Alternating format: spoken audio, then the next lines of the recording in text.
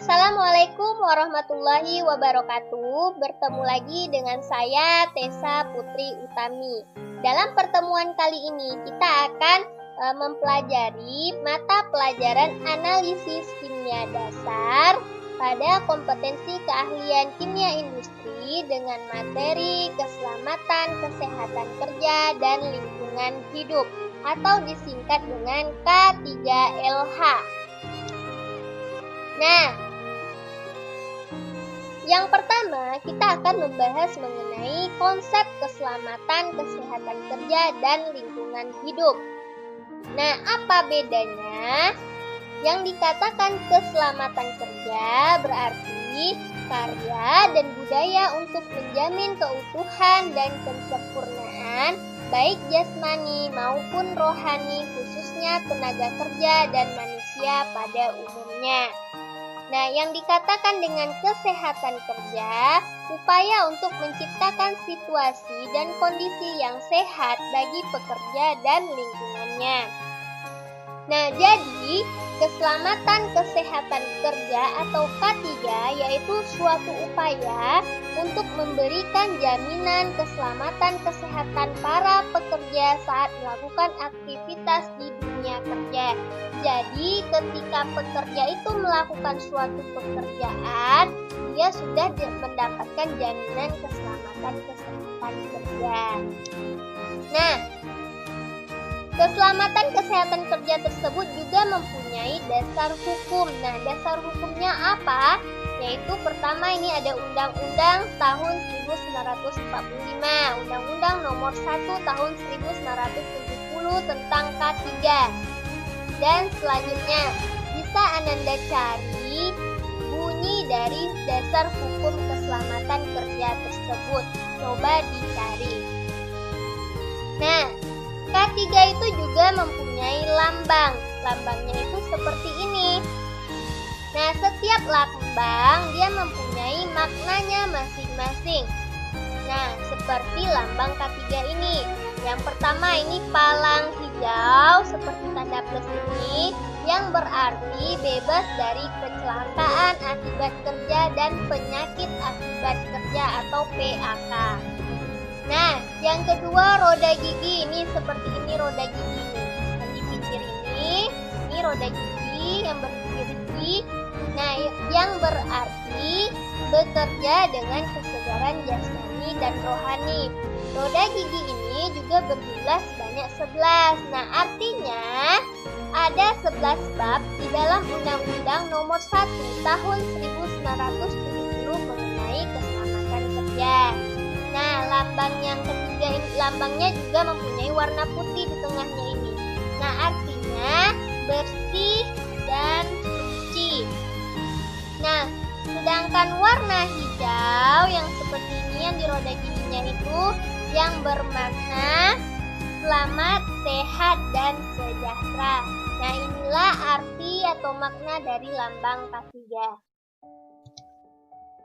Nah, selanjutnya yaitu tujuan dan sasaran keselamatan kerja. Tujuannya itu mencegah terjadinya kecelakaan, mencegah timbulnya penyakit, mengurangi kematian, proses produksi berjalan dengan lancar, atau mencegah atau mengurangi cacat fisik pada pekerja. Ini tujuan dari keselamatan kerja. Nah, sasarannya juga ada. Sasaran dari K3 ini yaitu ada sasaran kemanusiaan, sasaran ekonomi, sasaran sosial, serta sasaran hukum.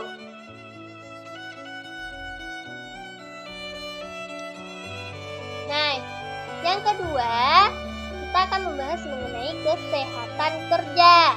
Nah, kesehatan kerja yang dikatakan sehat itu ialah suatu tindakan untuk mencegah terjadinya sakit atau penyakit. Nah, faktor yang mempengaruhi kesehatan itu banyak. Yang pertama yaitu ada faktor lingkungan, faktor perilaku, faktor pelayanan kesehatan, dan faktor genetik. Nah, hal-hal yang termasuk ke dalam faktor lingkungan itu seperti apa? Misalnya, lingkungan fisik. Lingkungan fisik itu baik dari lingkungan alami ataupun buatan. Yang kedua, lingkungan kimia seperti logam, debu, dan lain sebagainya. Kemudian lingkungan biologi seperti apa? Seperti adanya virus, bakteri. Nah, jika virusnya nanti masuk ke dalam tubuh kita, nah itu akan menyebabkan juga penyakit.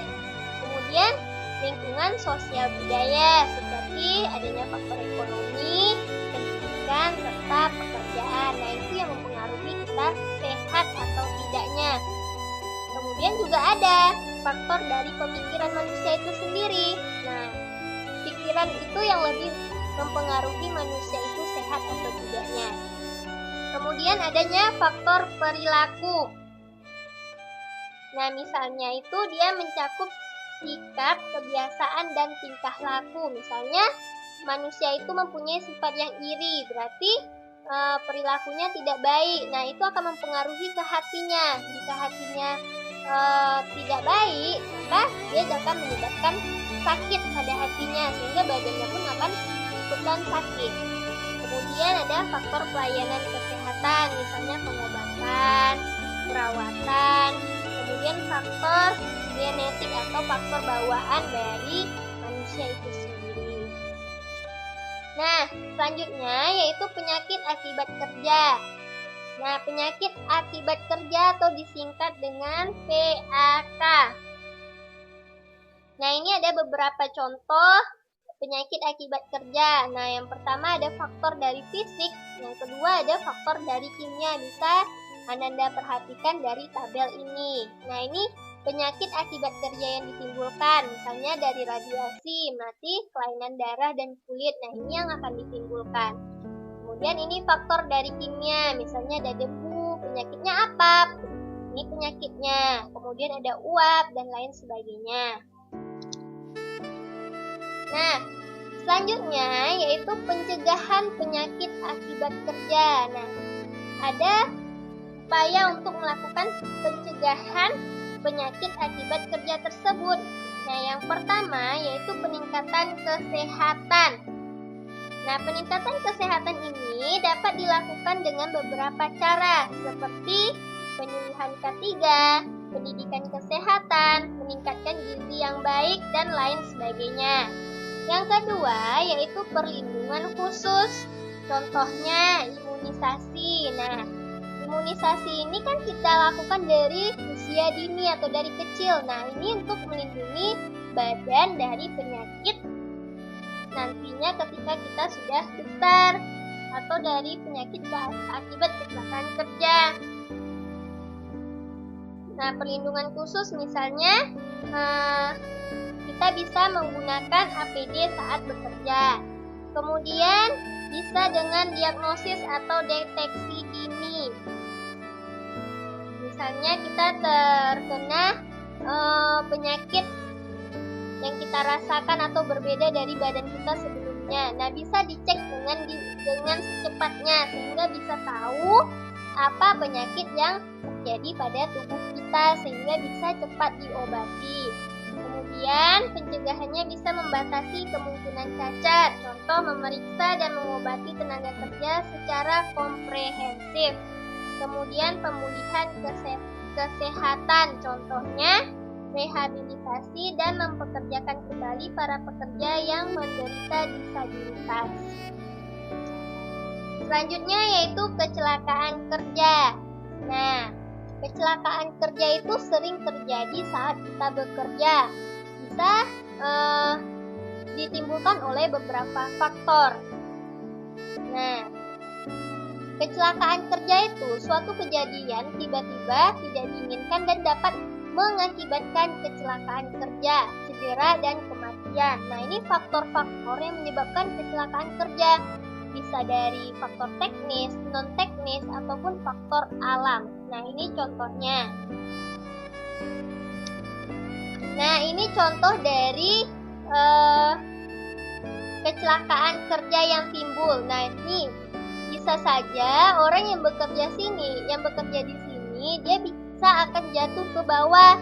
Nah, karena dia tidak memiliki peralatan atau APD yang lengkap seperti ini.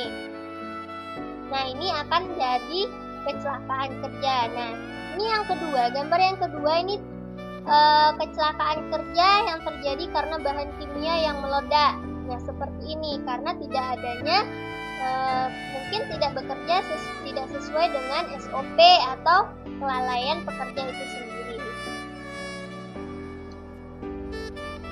Selanjutnya yaitu klasifikasi kecelakaan kerja.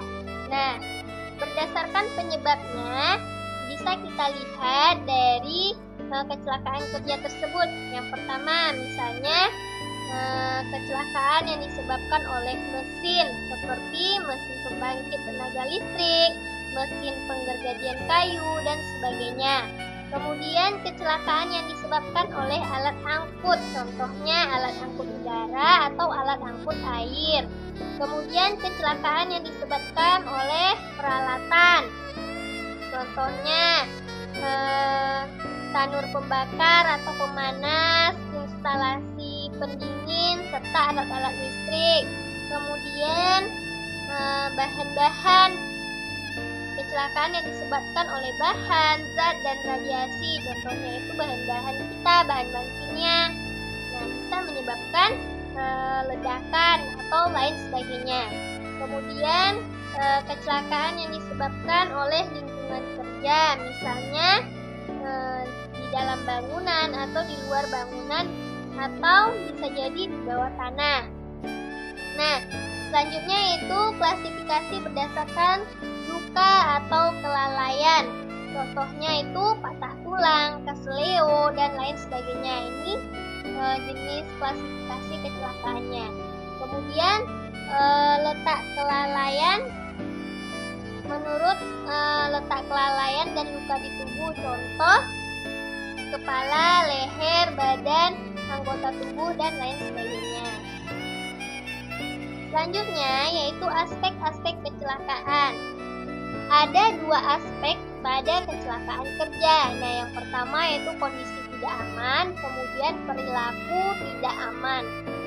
Kalau termasuk kondisi, berarti situasi atau kondisi lingkungan kerja yang tidak aman, yang dapat membahayakan pekerja, baik alat, material, maupun bahan baku. Ini contohnya, contoh kondisi yang tidak aman. Nah, ini kecelakaan kerja yang termasuk aspek dari perilaku pekerja itu sendiri yang menyebabkan dia tidak aman. Nah, ini mengabaikan penggunaan APD, mengabaikan peringatan pada pekerja, sehingga akan timbul kecelakaan kerja. Selanjutnya yaitu dampak terjadinya kecelakaan. Nah, ini beberapa dampak terjadinya kecelakaan. Misalnya, yang pertama, mengakibatkan proses produksi dihentikan untuk beberapa waktu, sehingga banyak pekerja atau perusahaan nanti bisa menjadi rugi karena produksinya dihentikan. Nah, itu kalau timbul dari kecelakaan. Kemudian, apabila terjadi kerusakan alat, butuh waktu untuk mengganti alat itu, butuh waktu yang lama. Jadi, kalau mau bekerja itu harus menunggu alatnya lagi, berarti akan lama, sehingga proses produksi pun akan lambat. Kemudian, pekerja akan mengalami kerugian. Nah, pekerja itu sendiri jika mengalami kecelakaan, dia akan mengalami kerugian. Bisa jadi nanti adanya jadi cacat fisik, sakit, bahkan bisa menimbulkan kematian. Kemudian, dampaknya lagi, perusahaan harus mengeluarkan jaminan kesehatan atau dana santunan. Jika ada kecelakaan kerja, perusahaan harus mengeluarkan jaminan kesehatan pada pekerja yang terkena dampak kecelakaan tersebut, dan juga harus memberikan dana santunan. Otomatis dana dari perusahaan akan berkurang. Kemudian dampak selanjutnya dapat mengakibatkan kerugian moral dan material bagi pekerja atau bagi masyarakat di sekitar area kerja. Contohnya, terjadinya pencemaran udara akibat kebakaran di pabrik, kemacetan, penutupan akses jalan, dan lain sebagainya. Nah, langkah mencegah kecelakaan kerja.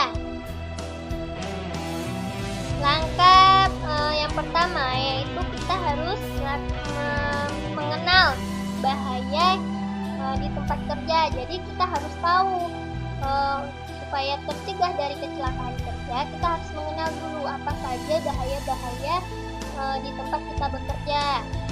Kita cari dulu, kita identifikasi. Kemudian 3 langkah pengendalian bahaya, yaitu sumber bahaya dari pengendalian tambahan tenaga kerja dan menetapkan prosedur pengamanan. Kemudian pencegahan kecelakaan kerja.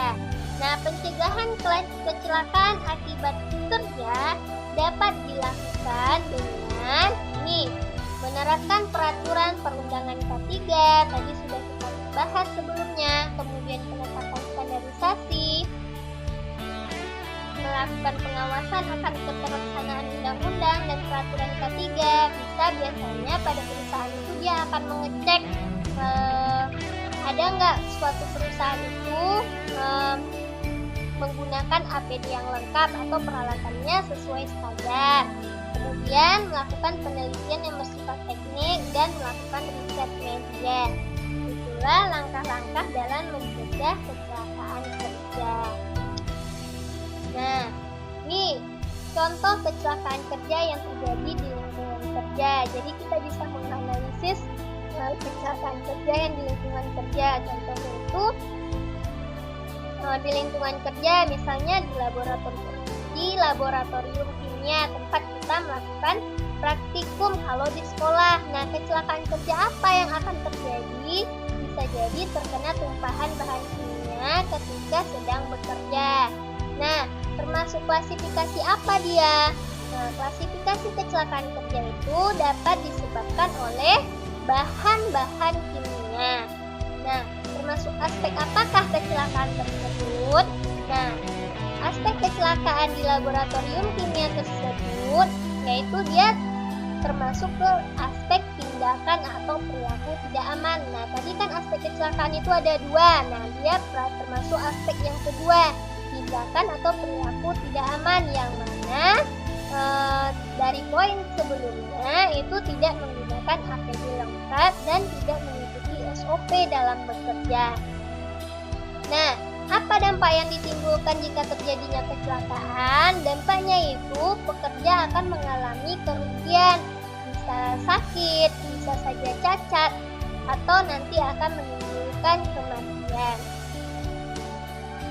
Nah, untuk Ananda semua, silahkan kerjakan tugas berikut. Nah, tugasnya ini yaitu kalian carilah kecelakaan kerja yang terjadi pada lingkungan tempat kerja. Nah, misalnya lingkungan tempat kerja bisa di perusahaan, bisa di laboratorium, ataupun tempat kerja siswa sendiri, yaitu misalnya di sekolah. Kemudian yang kedua, lingkungan masyarakat. Apa kecelakaan kerja yang sering timbul pada saat di lingkungan masyarakat? Contohnya misalnya gotong royong atau membuat rumah warga atau lain sebagainya. Kemudian yang ketiga yaitu lingkungan keluarga. Nah, di rumah masing-masing. Nah, silahkan dicari dari masing-masing kecelakaan tersebut. Misalnya di lingkungan tempat kerja, cari jenis kecelakaan kerjanya apa, klasifikasinya apa, aspeknya apa, dan dampak yang ditimbulkan dari kecelakaan tersebut, seperti contoh sebelumnya. Oke, sekian pembelajaran kita hari ini. Assalamualaikum warahmatullahi wabarakatuh.